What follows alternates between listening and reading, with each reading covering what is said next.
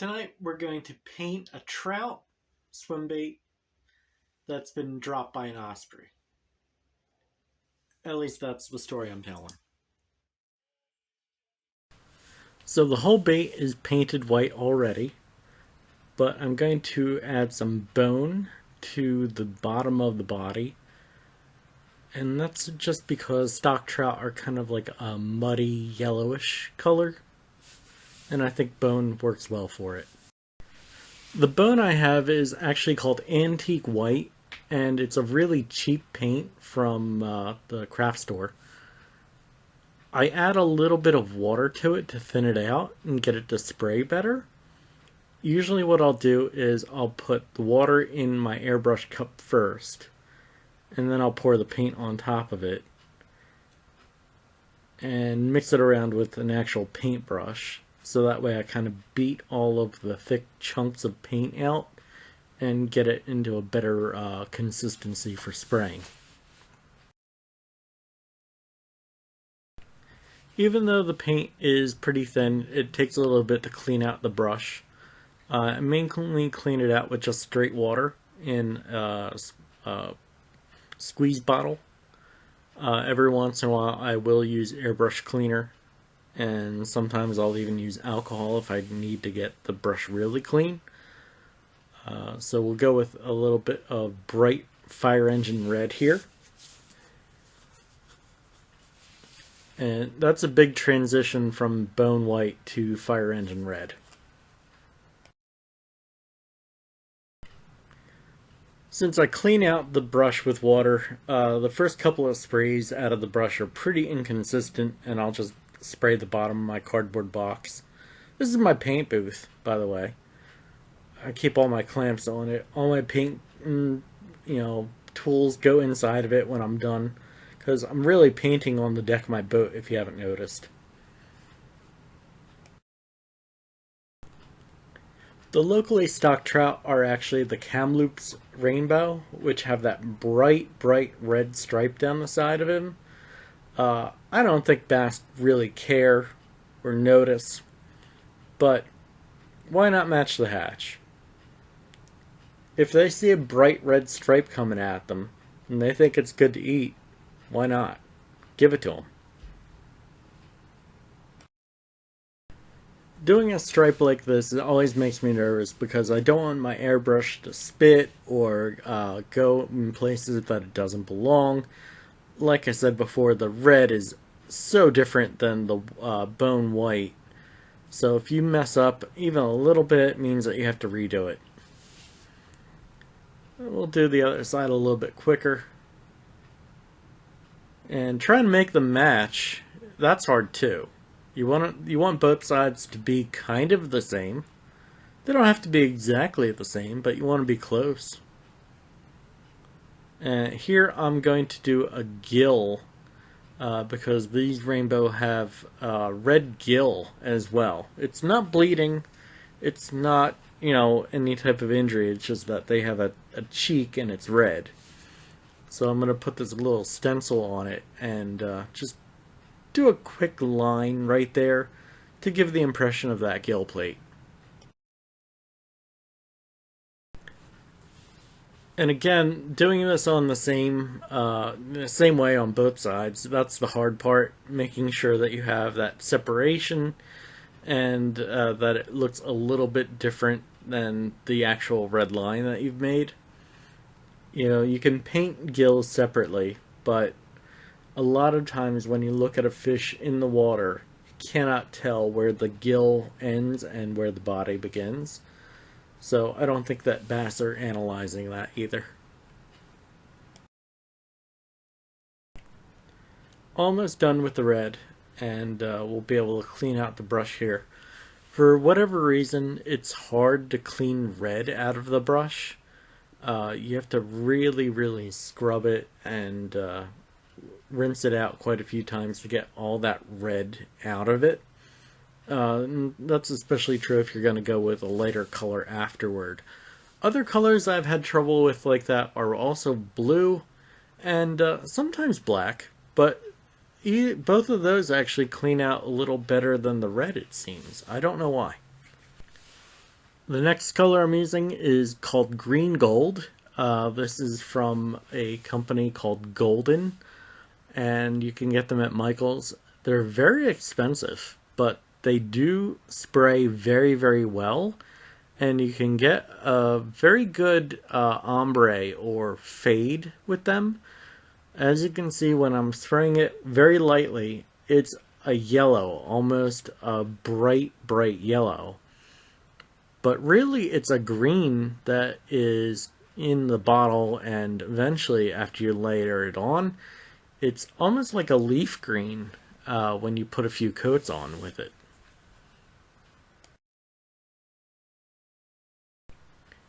Gonna add a little bit more of that same green into the brush, and I'm gonna shoot this at a very steep angle.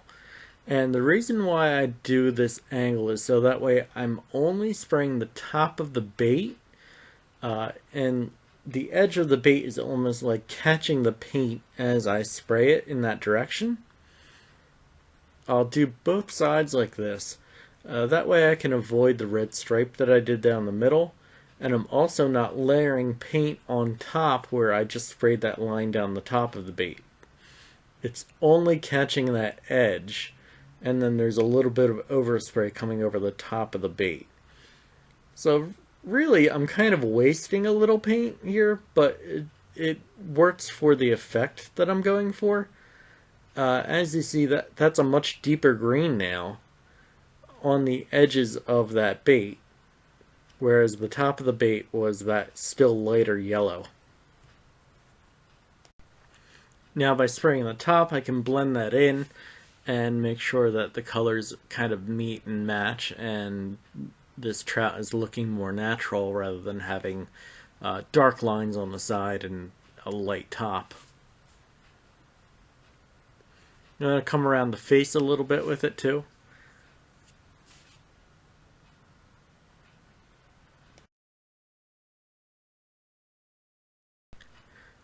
And that's a big difference from that bright yellow that we originally saw. The paint is pretty wet, so I'm going to use the hairdryer to lock in that color.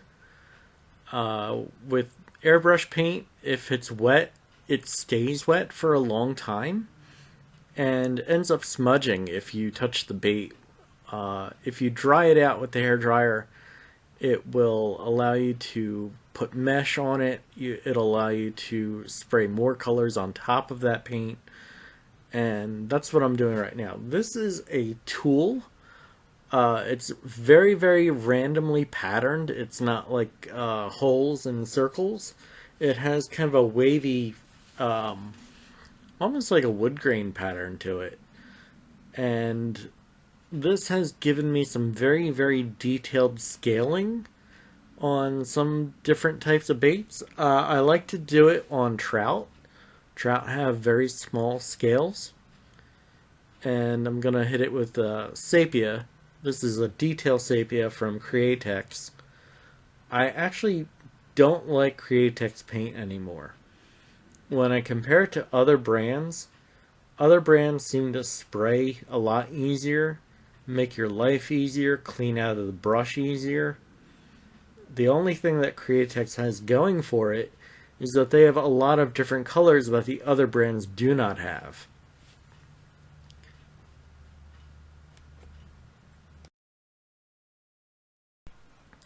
Now with that sepia, I sprayed it at an angle toward the back of the bait. If you noticed, I was at a very, very shallow angle. And that's so I can get the back end of the scales that I just put on there to have a little bit of darkness on the one side rather than on the front. I'm going to take this pearlized copper, even though it looks like gold. It's actually labeled as pearlized copper. This one has sprayed for me fairly well. I'm still going to put a little bit of water in it in order to make it spray better. And with this, it's very bold, so I'll just do a dusting of it over the bait. And that does a lot for how little I'm actually going to spray on here. Go up the side first. Just a little bit, that's enough. Not going bananas with the air pressure or anything. Just want to get that scale to be defined along the edges. Once I get those scales on, it's sitting under that mesh, still wet, especially because I added the water to it. So I'm going to have to hit it with the hairdryer, and the hairdryer will lock those scales into place under that mesh. So that way when I take off these clips, all those scales will be right where I painted them rather than being smudged by the mesh. Looking alright. I like it. Now what we're going to do is add the spots for the trout. This is Dollar Tree black acrylic paint. Nothing special. It's really cheap, but it's black. It's opaque. You can't see through it. I'm taking a Dollar Tree Q-tip and I pulled all of the cotton off the one end of it. I'm dipping it in the black paint and then I'm making trout dots, one at a time. This is why a trout paint job from me is so expensive. All of these dots are done one at a time. When you think about it, my baits aren't that expensive compared to some of the other ones that are out there that are handmade. With me just getting started in this hobby or craft or whatever you want to call it, I can't really charge people crazy prices for the work, even though it takes me hours and hours. This video here is going to be 20 minutes long, and I sped all this up. Imagine all the time that I spent to carve this bait by hand, dot every single one of these,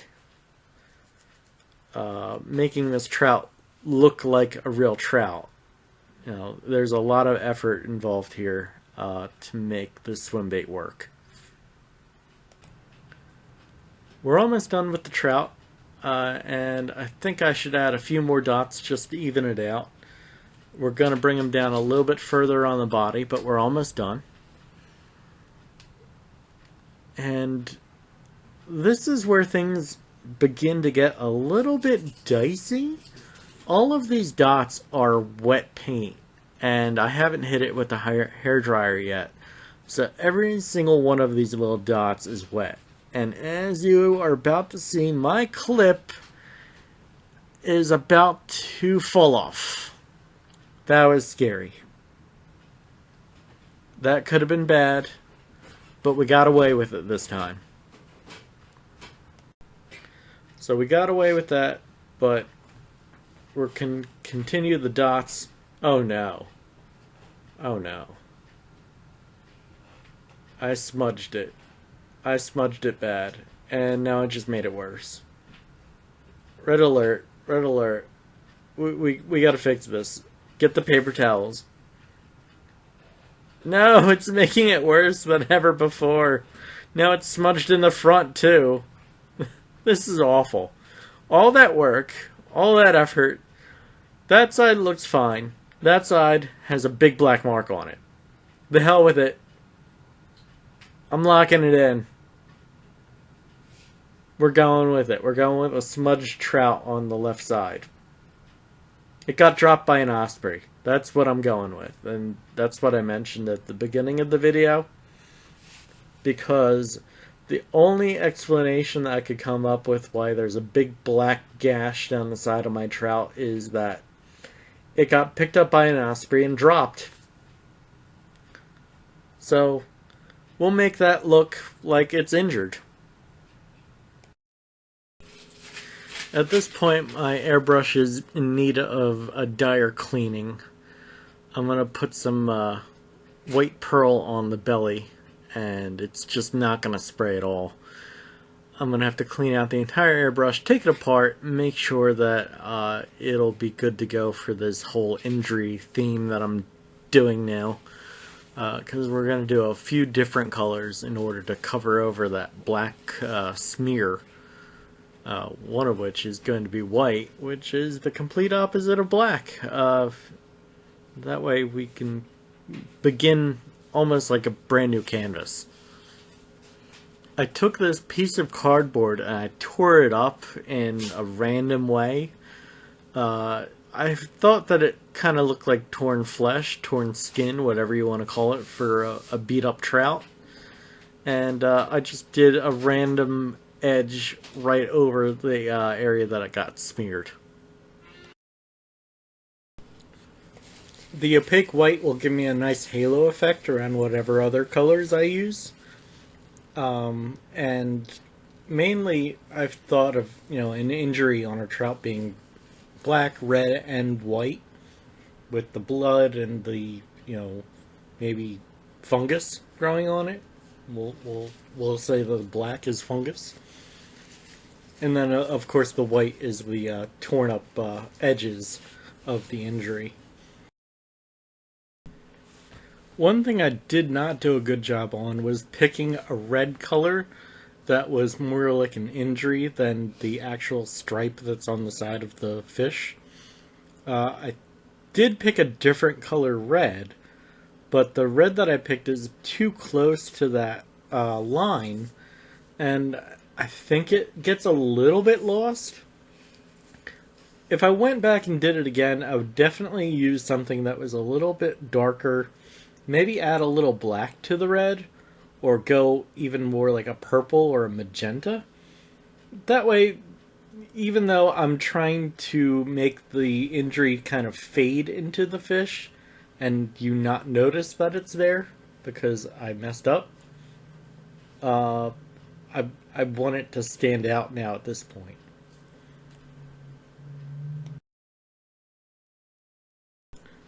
Right now I'm just trying to save it so that way that, all that work that I did wasn't wasted and I don't have to redo the bait again. And this injury angle is the only thing I could really think to do. Another notable thing about stock trout is they have nubby fins.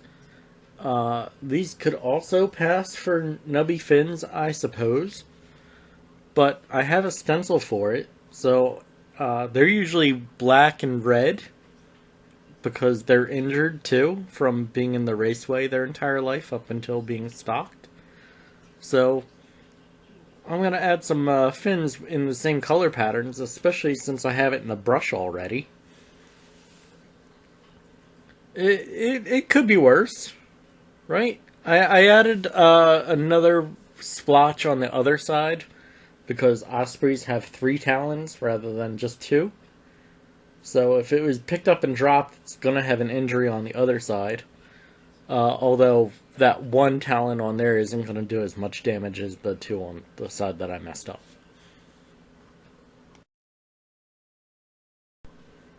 The bottom fin stencil is one of my simplest ones. It's just a triangle, and it's a right angle triangle. And what I'll do is I'll flip it from one side to the other, and it'll actually almost look like a V on the bottom of the bait. You can see it there. And I think that works pretty well for fins, at least the ones that are painted on. A lot of people like to carve fins out, but that's not really something I like to do. I'd rather paint them on. Almost done with this trout. Want to know what you think. Should I have just quit while I was ahead, or did the injury option work out for me?